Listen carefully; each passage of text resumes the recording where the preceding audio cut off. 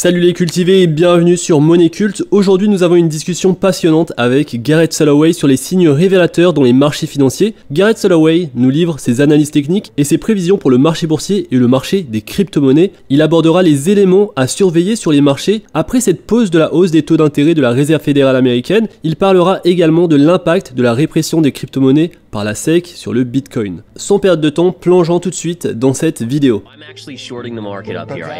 Je suis actuellement en position vendeuse sur le marché, j'observe des éléments intéressants dans les graphiques et je voulais vous en faire part. Si nous remontons à la bulle de l'internet, le marché a chuté de 41% initialement, puis a rebondi de 41% avant de connaître une chute plus importante de 72%. Si nous examinons la Grande Dépression, le marché a chuté de 52%, a rebondi de 50%, puis a chuté de 70 à 80% supplémentaires. Si l'on regarde le Nasdaq, devine où il en est, il a chuté de 38% par rapport au plus haut sommet historique de 2021, puis a rebondi de 37%. Ce sont donc les types d'indicateurs auxquels je prête attention en tant que technicien, et cela me pousse à dire que nous sommes probablement plus près de la fin de cette période haussière que du contraire. Il ne fait aucun doute que cela fait partie de l'évaluation, nous n'avons constaté aucun changement global dans les perspectives économiques, nous voyons même que la Réserve fédérale s'est montrée un peu plus hostile après la réunion d'hier, et nous avons observé une expansion multiple. Personne ne dit que nous allons retrouver une croissance économique robuste, c'est plutôt une perspective de ralentissement, peut-être un atterrissage en douceur, mais il ne parle pas d'une forte croissance économique, il s'agit donc pour moi d'une expansion multiple. Je pense que l'histoire des crypto-monnaies entre en jeu,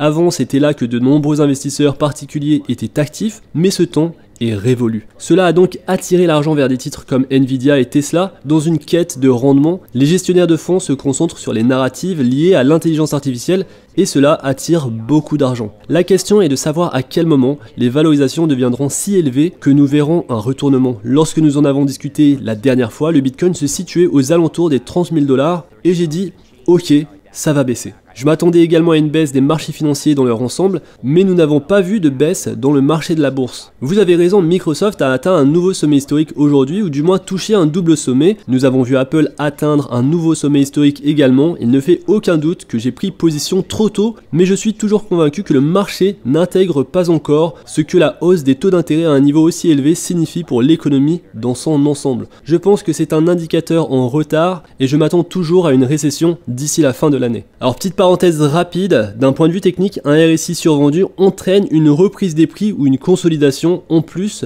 d'un rebond technique. Et c'est cohérent avec les spéculations grandissantes autour de la première approbation d'un ETF Bitcoin aux États-Unis qui pourrait aider le marché des crypto-monnaies à rebondir de manière notable. BlackRock, que tu connais sans doute, possède 10 000 milliards de dollars sous gestion. Ce fonds de gestion vient de déposer une demande auprès de la SEC pour un ETF Bitcoin Spot le 16 juin. Alors ce qu'il faut savoir, c'est que tout au long de son histoire, la société a déposé 576 demandes d'ETF, n'en essuyant qu'un seul refus. Depuis la demande de BlackRock, le marché des crypto-monnaies a augmenté de 4,5%. J'ai d'ailleurs fait une vidéo à ce sujet sur BlackRock et comment il pourrait potentiellement ruiner le Bitcoin. C'est une vidéo où je te partage mon opinion justement sur cette position que prend BlackRock vis-à-vis du Bitcoin. Je t'invite à regarder cette vidéo. Alors autre fait intéressant, il y aurait actuellement seulement environ 10% des Bitcoins sur les plateformes d'échange centralisées et si 0,5% de l'argent de BlackRock se déplace vers le Bitcoin, il pourrait acheter chaque Bitcoin disponible. Et donc ça forcément c'est très bullish pour les crypto-monnaies et surtout pour le Bitcoin. Le truc c'est que la SEC a rejeté toutes les demandes d'ETF Bitcoin Spot, y compris celles de gestionnaires d'actifs tels que VanEck, ARK Invest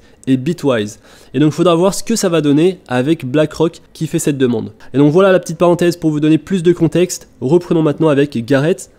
Il semble en effet que le Bitcoin, en raison de la réglementation ainsi que les autres crypto-monnaies, se trouve dans une sorte de no man's land. Elles ne sont plus considérées comme des actifs à risque, donc elles ne montent pas avec le marché boursier, mais en même temps, si des nouvelles négatives concernant les actifs à risque circulent, il n'y a aucune protection dans ces crypto-monnaies. La SEC a pris position et a pratiquement dit que presque toutes les crypto-monnaies sont des titres, et donc qu'ils allaient attaquer toutes les plateformes d'échange centralisées. Pour moi, en fin de compte, je suis extrêmement optimiste à long terme pour le Bitcoin, mais je pense encore qu'il pourrait connaître une autre baisse à un moment donné, et je ne suis même pas convaincu que le marché des 15 700 $ soit un bottom, soit un creux pour le Bitcoin. Je pense encore une fois que nous verrons une sorte de retournement à l'image des grands cycles passés.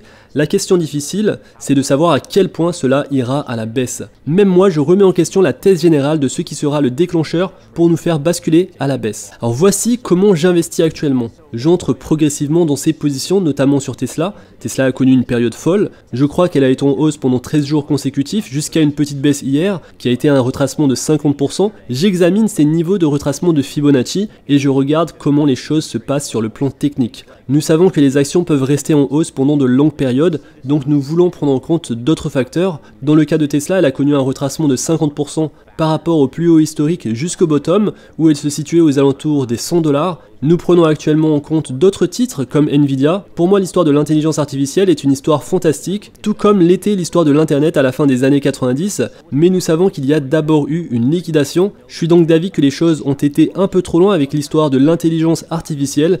Il y a une ruée vers ces actions.